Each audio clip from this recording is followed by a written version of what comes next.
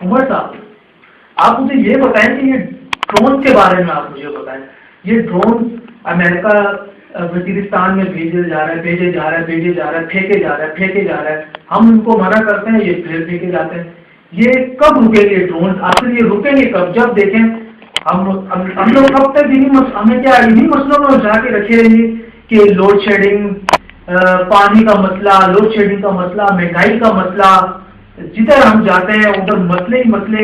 کبھی target killing کا مسئلہ, کبھی شیعہ سنی کا مسئلہ, کبھی کس کا مسئلہ, کبھی کس کا مسئلہ. آئے دن مسئلے ہی مسئلے کہ ہم لوگ انہیں مسئلوں میں الجھے رہیں گے ساری زندگی.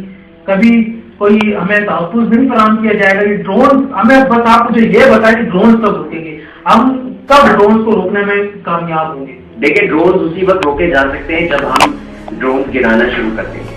ہمیں فوری طور کے اوپر ڈرون کو ہٹ کرنا ہوگا. ہمارے پاس ہر قسم کے میزائلوں سے لیس ہے ہماری فوج, اور ہم ہر قسم کی پوزیشن کو فیس کرنے کے لیے تیار ہیں. الحمدللہ پاک فوج کو چاہیے کہ وہ عوام کو اعتماد میں لے اور ڈرونز کو گرائیں. ڈرونز وہ یہ سوچتے ہیں کہ ہم وہ ریئیکشن کے بارے میں سوچتے ہیں کہ ہم اگر ڈرون گرا دیں تو اس کا ریئیکشن کیا ہوگا. اب وقت ہے کہ ہم اللہ تعالیٰ کے اوپر, اس کی وحدانیت کے اوپر مکمل پختگی کے ساتھ ایمان لائیں اور ان کافروں کا مقابلہ کریں. ہمیں کافروں کی طاقت سے مرعوب ہونے کی اور ڈرنے کی ضرورت نہیں ہے, کیونکہ ہمارا جو رب ہے وہ ان سے کہیں زیادہ طاقتور اور روب و دبدبے والا ہے. تو ہمیں اس کے اوپر قادر ایمان رکھنا چاہیے اور رکھنا ہوگا. پاک فوج کو فوری طور پر پاکستانی قوم کے ساتھ حقیقت کو شیئر کرنا ہوگا اور پاکستانی قوم کو ان کو اعتماد میں لینا ہوگا. پوری قوم ان کے پیچھے کھڑی ہوگی, وہ ڈرونز کو گرائیں, وہ ہٹ کریں اور ڈرونز کو دیکھیں. قوم کیسے کھڑی ہوگی؟ آپ کیسے سمجھتے ہیں کہ قوم کھڑی ہوگی؟ قوم تو آج اگر کوئی لوڈ شیڈنگ کا مسئلہ ہو جاتا ہے, کوئی چھوٹے موٹے مسئلے ہو جاتے ہیں, پانی کی پرابلمس ہو جاتی ہیں, لوگوں کے پاس تو ٹائم بھی نہیں ہوتا. لوگ تو بیچارے خود حکومت کے آسرے پر بیٹھے ہیں اور گورنمنٹ کے آسرے پر بیٹھے ہیں کہ گورنمنٹ کچھ کرے, لیکن گورنمنٹ تو کچھ بھی نہیں کر رہی. آسرا صرف اور صرف اللہ تعالیٰ کا ہوتا ہے. لوگوں کو بھی چاہیے کہ وہ اللہ تعالیٰ کی رسی کو مضبوطی سے پکڑے, نماز کو, قرآن کو اپنا شیبہ بنائیں اور اپنے معمولات زندگی میں شامل کریں. یہ جو آپ ایکسپیکٹ کر رہے ہیں اور ہوپس رکھ رہے ہیں انسانوں سے اور اداروں سے, یا وہی ہوپ اور اسی پیشن کے ساتھ ہوپ اگر اللہ تعالیٰ سے رکھیں اور اس کے سامنے وہ ہوں اور اگر اس کے سامنے جھکے تو آپ سب کے تمام مسائل حل ہو جائیں گے. اللہ تعالیٰ نے قرآن میں کلیئرلی ارشاد فرما دیا کہ جیسے قوم ہوگی ویسے ہی ہم تمہارے اوپر حکمران مسلط کر دیں گے. تو یہ اس کا قانون ہے. ہمیں انڈیویجلی اپنے آپ کو بہتر کرنا ہوگا. ہم دوسروں کی طرف پوائنٹ آؤٹ کیا کریں جبکہ 3 انگلیاں ہماری طرف کھڑی ہیں.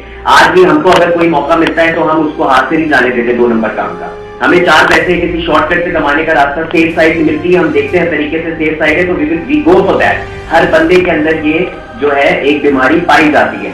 یہی بیماری ہر شہری کے اندر پائی جاتی ہے, چاہے وہ پاکستان ہو, چاہے وہ بھارت ہو, چاہے وہ بنگلہ دیش ہو, چاہے وہ سری لنکا ہو, یا کوئی بھی وہ 3rd ورلڈ کنٹری سے تعلق رکھنے والا ہو. ان ملکوں سے آپ آرام سے 15,000 20,000 روپے میں ایک سوسائڈ بامبر خرید سکتے ہیں. تو پہلے تو ہم کو اپنے ایمان کو بیچنے سے اپنے آپ کو روکنا ہوگا.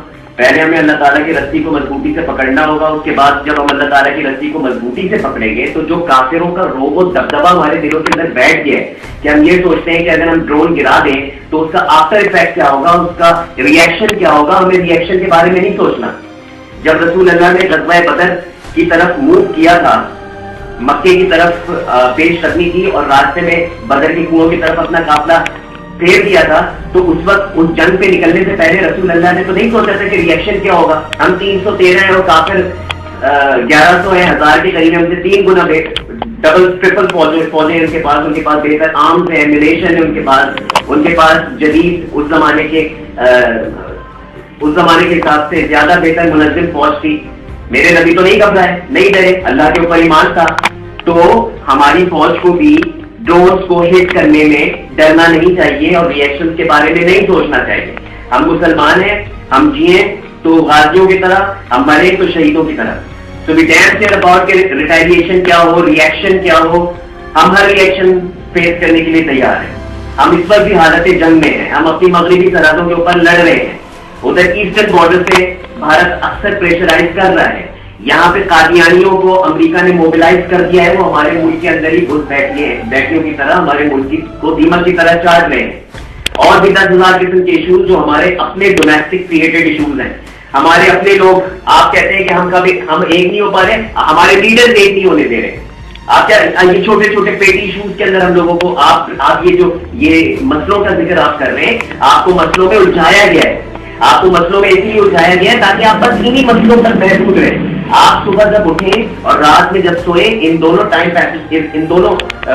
پیسز کے بیچ میں جتنا ٹائم ہو اس میں آپ کی زندگی مسئلوں کا شکار ہے. آپ فیول سے پریشان ہو، آپ کھانے پینے کی جو فوڈ آئٹمس ہیں، خوراک کی ضرورت ہے، ان کو پورا کرنے میں جب آپ کو مشکلات ہو تو آپ کو فرسٹریشن ہو. جب آپ کو دوائیں وقت پہ نہ ملے یا دوائیں مہنگی ملے اور آپ کی بیماری بڑھ رہی ہو تو فرسٹریشن ہے. جب آپ کو دودھ میں پانی مل رہا ہو تو فرسٹریشن ہے. جب آپ کو وقت کے اوپر انصاف نہیں مل رہا ہو تو فرسٹریشن ہے. جب آپ کی پولیس آپ کو سپورٹ نہیں کر رہی تب فرسٹریشن ہے. آپ اس زمین کے اوپر بالکل تنہا کر دیے گئے. یہ یہودیوں نے کیا ہے، یہ اسلام کے دشمنوں نے کیا ہے. پاکستان کو اسلام کا قلعہ سمجھا جاتا ہے، پاکستان اسلام کا قلعہ ہے. پاکستان اس نعرے پہ بنا کہ پاکستان کا مطلب کیا، لا الہ الا اللہ.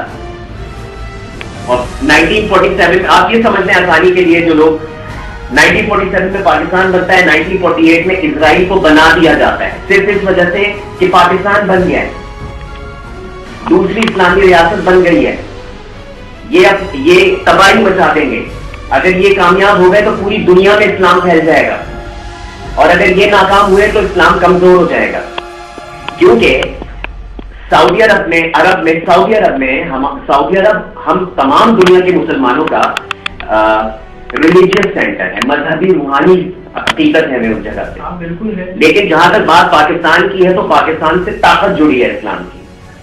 پاکستان اسلام کی طاقت کا سینٹر ہے. ہم ایک نیوکلیئر پاور ہے، ہم ایک ایٹمی پاور ہے. ہم 7 منٹ کے اندر ود ان 7 منٹ ہم واشنگٹن اور تل ابیب کو نشانہ بنا سکتے ہیں. ہم 3 منٹ کے اندر بھارت کی 7 اہم ریاستوں کو نشانہ بنا سکتے ہیں. لیکن ہم پیسفل مسلمان ہیں. لیکن ہمیں یہ چاہیے کہ ہم اپنے اوپر بھروسہ رکھیں. ہم اللہ تعالیٰ کی رسی کو ہر شخص جو قوم میں ہے دوسروں کی طرف نہ دے کے پہلے اپنی اصلاح کرنے کی کوشش کریں. انڈیویجلی اگر اس قوم کے ہر شخص نے اپنی اصلاح کر لی، اللہ تعالیٰ کو انڈیویجلی ہر شخص نے اگر راضی کر دیا تو ہمارا ملک ترقی کر جائے گا. کیونکہ آپ خود سوچیں، جو ملک اسلام کے نام پر بنایا گیا ہو اور اس کے اندر آپ اسلام کی خلاف ورزی کر رہے ہو تو اس کے اوپر لعنت برسے گی، اس کے اوپر وہاں سے برکتیں اٹھیں گی، وہاں سے امن و امان اٹھے گا. آپ قرآن اٹھا کے پڑھ لیجیے، سب کچھ اللہ تعالیٰ کی طرف سے. کس زمین کے اوپر وہ امن مسلط کر دے، کس زمین کے اوپر وہ فساد مسلط کر دے، کس زمین کے اوپر خون ریزی مسلط کر دے، کس زمین کے اوپر رزق کی فراوانی کر دے، کس زمین کے اوپر پانی تنگل لے، یہ سب اس کی طرف سے. So we have to be significantly and we have to be optimistic on this issue. ہمیں ہر حال میں اللہ تعالیٰ کی رسی کو مضبوطی سے پکڑنا ہوگا، ورنہ ہم ایسی ذلیل و رسوا کریں گے. جہاں تک تکلیفوں کی بات ہے، یہ جو ہم تکلیفیں مہنگائی کی صورت میں اور لوڈ شیڈنگ کی صورت میں اور مختلف کمیوں کی صورت میں ہم فیس کر رہے ہیں، آپ نے کہا کہ ہم مسئلوں کے لیے پیدا ہوئے، یہ مسئلے کچھ بھی نہیں ہے. میں آپ کو مسئلے بتاؤں، مسئلے کیا ہوتے ہیں. آپ وہ وقت یاد کریں جب مسلمانوں نے 3 سال بے وطنی کے گزارے تھے رسول اللہ کے دور میں. 3 سال بے وطنی کے. ان کے پاس کھانے پینے کی چیزیں نہیں تھی، ان کے پاس خوراک کی انتہائی قلت تھی، ان کے پاس پانی کی انتہائی قلت تھی، ننگے گھومنے لگے تھے، کپڑے نہیں تھے ان کے پاس، ماؤں کی چھاتیوں سے دودھ ختم ہو گیا تھا، بچے بھوکے مرنے لگے تھے. وہ اپنی چھاتیوں کو نچوڑ کر کچھ بوندیں ہی اپنے بچے کے منہ میں ڈال پاتی تھی. کیا ہم یہ حالات آپ کو اس سے زیادہ وقت لگتے ہیں؟ مسلمان کے لیے دنیا آزمائش کی جگہ ہے، ہمارے لیے جنت اگلا مقام ہے اگر آپ اس امتحان میں کامیاب ہو جائیں. دنیاوی عیش و آرام وقتی ہے. اللہ تعالیٰ نے قرآن میں کلیئرلی اسٹیٹ کر دیا ہے کہ ہم نے ان کو دنیاوی مال و متاع دے کر خوش کر دیا تاکہ وہ اسی میں پڑے رہیں اور ہماری یاد سے غافل رہیں. تو تکلیف اگر ہم پہ مسلط کی گئی ہے تو شاید وہ یہ چاہتا ہے کہ ہم اس کے سامنے جھکیں کہ وہ ہم کو بخش دے. لیکن ہم کب جھکیں گے؟